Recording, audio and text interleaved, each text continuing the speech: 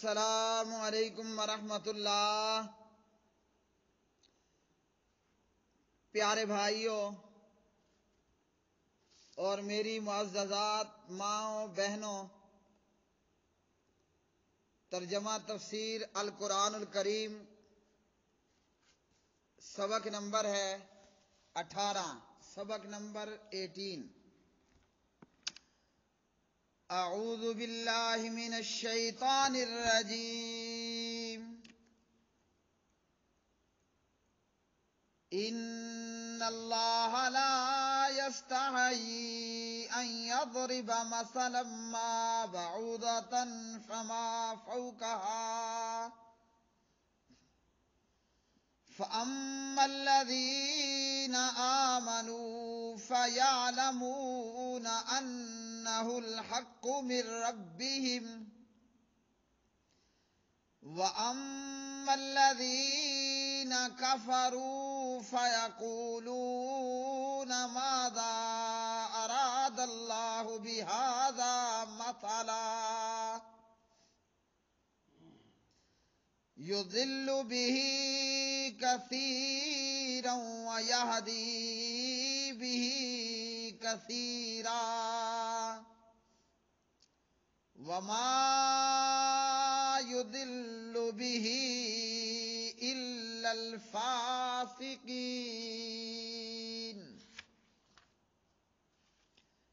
الذين ينقضون عهد الله من بعد ميثاقه ويقطعون ما أمر الله به أن يوصل ويفسدون في الأرض أولئك هم الخاسرون كيف تكفرون بالله وكنتم أمواتا فأحياكم ثم يميتكم ثم يحييكم ثم إليه ترجعون هو الذي خلق لكم ما في الأرض جميعا ثم استوى إلى السماء فسواهن 7 سماوات وهو بكل شيء عليم۔ اور ان لوگوں کو خوشخبری دے دے، بے شک اللہ اس سے نہیں شرماتا، بے شک اللہ تعالی اس سے نہیں شرماتا کہ کوئی بھی مثال بیان کرے مچھر کی ہو، پھر اس کی جو اس سے بھی اوپر ہے، پس لیکن وہ لوگ جو ایمان لائے سو جانتے ہیں کہ بے شک وہی ان کے رب کی طرف سے حق ہے،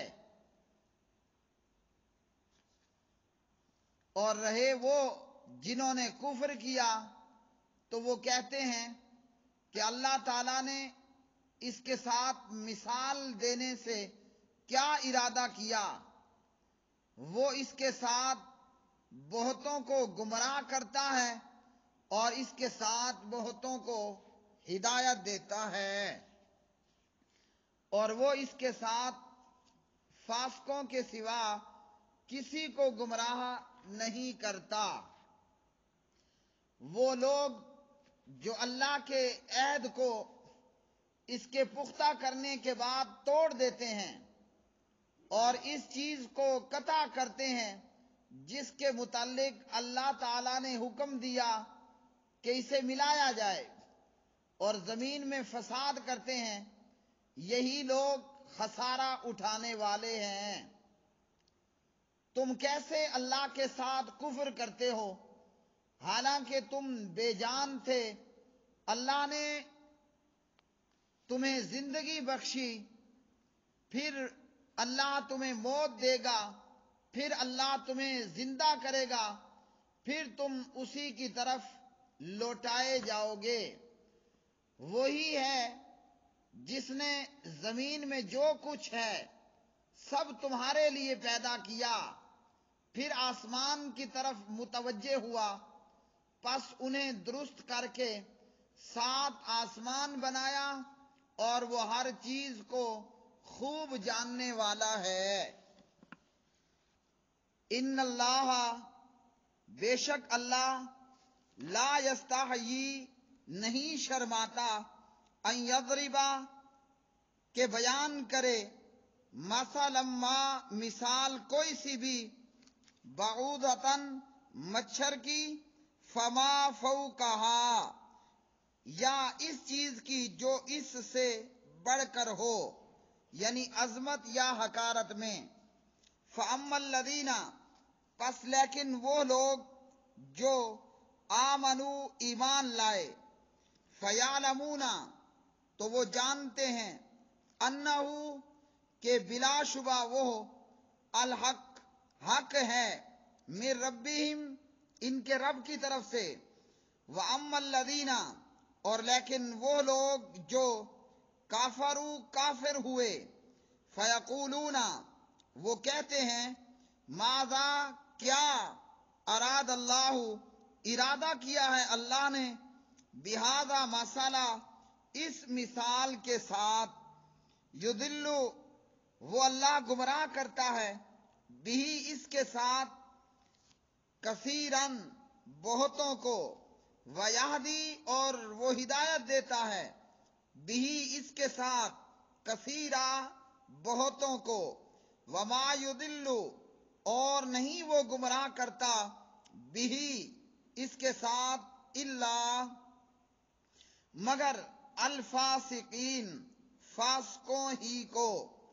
الذین، وہ لوگ، ینقضون، توڑتے ہیں، عہد اللہ، اللہ کا عہد، من بعد میثاقہ، اس کے پختہ کر لینے کے بعد، ویقطعون، اور وہ کاٹتے ہیں، ما، اس چیز کو، حکم، امر اللہ، حکم دیا ہے اللہ نے، بھی، اس کے متعلق، ان، یہ کہ، یوصلا، ملایا جائے، ویفسدون، اور وہ فساد کرتے ہیں، فی الارض، زمین میں، اولئک ہم، یہی لوگ ہیں، الخاسرون، خسارہ اٹھانے والے۔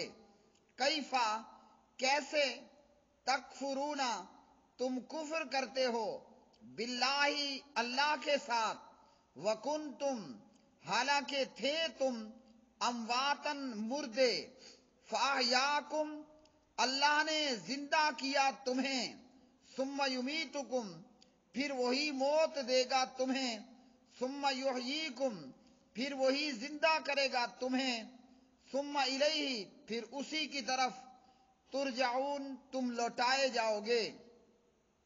هو الذی، وہی ہے جس نے، خالقہ، پیدا کیا، لکم، تمہارے لیے، ما، جو کچھ، فی الارض، زمین میں ہے، جمیعاً، سب کا سب، ثم، پھر، استوا، وہ متوجہ ہوا، الی السماء، آسمان کی طرف، فسواہن، چنانچہ اس نے ٹھیک کر کے بنا دیا انہیں، 7 سماوات، آسمان، وہوا، اور وہ، یعنی اللہ، بکل شیء، ہر چیز کو، علیم، خوب جاننے والا ہے۔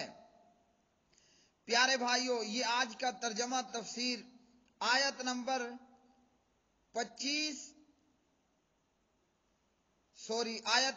26 سے لے کر آیت نمبر 29 تک، ان آیات بینات کے اندر اللہ سبحانہ و تعالی نے ارشاد فرمایا کہ اللہ رب العالمین شرماتا نہیں ہے وہ کوئی بھی مثال بیان کرے۔ اللہ رب العالمین شرماتا نہیں کوئی بھی مثال بیان کرے. اللہ رب العالمین نے مکھی کی بھی مثال بیان کی, اللہ نے مکڑے کی بھی مثال بیان کی, اللہ رب العالمین نے کتے اور گدھے کی بھی مثال بیان کی قرآن پاک میں. اور اس آیت مبارکہ میں اللہ رب العالمین نے مچھر کی مثال بیان کی ہے. مچھر اس وقت تک زندہ رہتا ہے جب تک مچھر بھوکا ہو, اور جب مچھر اس کا پیٹ بھر جاتا ہے, وہ سیر ہو جاتا ہے, تو پیٹ بھر جانے پر مچھر مر جاتا ہے. ان لوگوں کا بھی یہی حال ہے جن کی اللہ تعالیٰ نے قرآن مجید میں مثال بیان فرمائی. جب یہ دنیا سے خوب سیر ہو جاتے ہیں تو اللہ رب العالمین انہیں پکڑ لیتا ہے, اور اللہ رب العالمین انہیں اپنی گرفت میں کر لیتا ہے. اس سے پہلے اللہ نے ان کے لیے سب کچھ کھلا چھوڑ رکھا ہوتا ہے.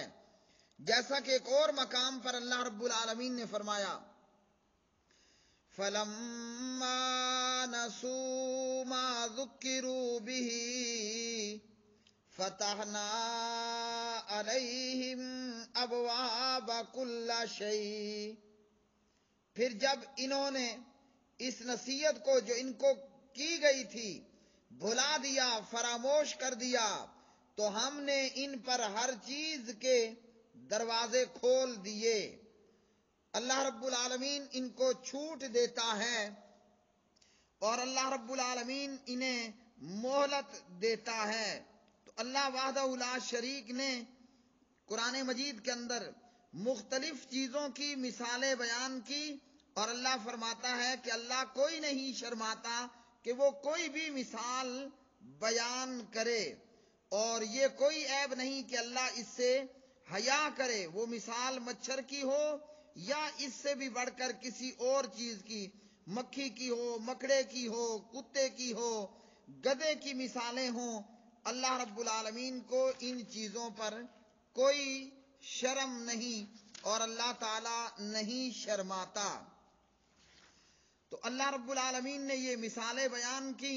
ان مثالوں سے جو کافر لوگ ہیں وہ گمراہی کے اندر اور زیادہ ہو جاتے ہیں, اور جو ایمان والے ہیں ایمان والوں کی مثال اللہ رب العالمین ایمان والوں کا ایمان بڑھ جاتا ہے, اور جو کافر ہیں منافق ہیں وہ گمراہ ہوتے ہیں, اور مومنوں کو ہدایت ملتی ہے. کافروں کی اور منافقوں کی ضلالت و گمراہی میں اضافہ ہوتا ہے, اور مومنوں کی ہدایت کے اندر اضافہ ہو جاتا ہے. پھر اللہ رب العالمین نے ذکر کیا کہ وہ لوگ جو اللہ کے عہد کو اس کے پختہ کرنے کے بعد توڑ دیتے ہیں, اور اسی طرح اس چیز کو قطع کرتے ہیں جس کے متعلق اللہ نے ملانے کا حکم دیا, اور زمین میں فساد برپا کرتے ہیں. اللہ رب العالمین نے یہاں گمراہ لوگوں کی 3 صفتیں بیان کی ہیں. نمبر 1 اللہ کے عہد کو توڑنا, نمبر 2 رشتہ داری اور باہمی تعلقات کو کاٹنا اور توڑ دینا, اور ان برے لوگوں کی تیسری نشانی اور ان کی تیسری صفت اور بد خصلت کہ یہ زمین میں فساد کرتے ہیں. اللہ کے عہد سے مراد ایک تو عہد الستو بھی ہے کہ جس کا ذکر اللہ نے سورہ آراف کے اندر کیا, اور ان الفاظ کے ساتھ کہ الستو بربکم. اسی طرح یہود و نصارہ نے وہ عہد توڑا جو ان سے نبی کریم صلی اللہ علیہ وسلم پر ایمان لانے کے لیے کیا گیا تھا, اور اسی طرح کفار قریش نے نبی صلی اللہ علیہ وسلم اور مسلمانوں سے رشتہ داری کو قطع کیا, اور منافقوں نے زمین میں فساد پھیلایا. یہ تینوں صفات کفار کے تمام گروہوں میں پائی جاتی ہیں. تینوں صفات عہد کو توڑنا, اور اسی طرح صلہ رحمی نہ کرنا, قطع تعلقی کرنا, اور زمین کے اندر فساد برپا کرنا. پھر اللہ رب العالمین نے اپنے احسانات گنوائے, اور اللہ رب العالمین نے فرمایا کہ انسان پر تعجب ہے کہ جو کچھ اللہ نے پیدا کیا انسان کے لیے پیدا کیا.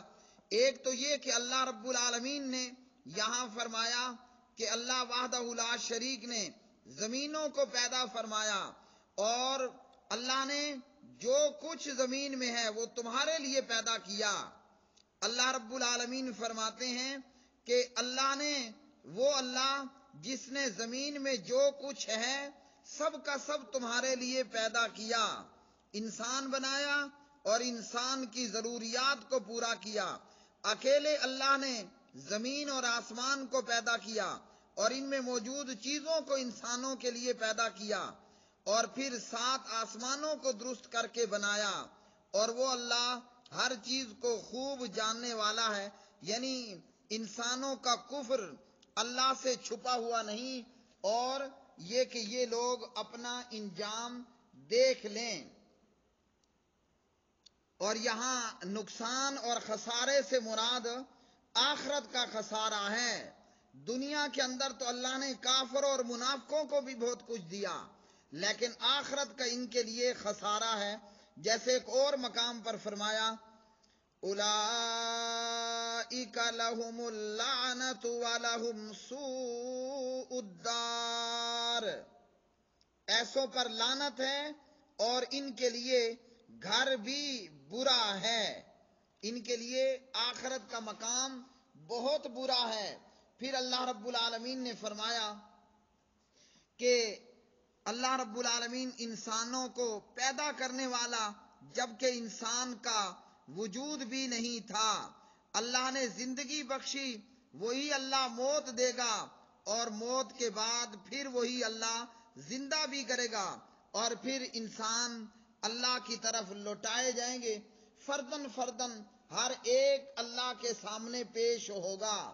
فرمایا تم بے جان تھے، اللہ نے زندگی بخشی، یعنی عدم سے وجود عطا کیا، اور پھر وہی اللہ موت دے گا، اور پھر وہی اللہ رب العالمین دوبارہ زندہ بھی کرے گا.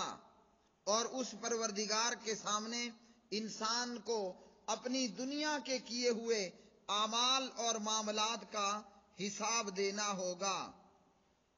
ان آیات بینات کے اندر اللہ رب العالمین نے فرمایا وہی ہے جس نے زمین میں جو کچھ ہے سب تمہارے لیے پیدا کیا.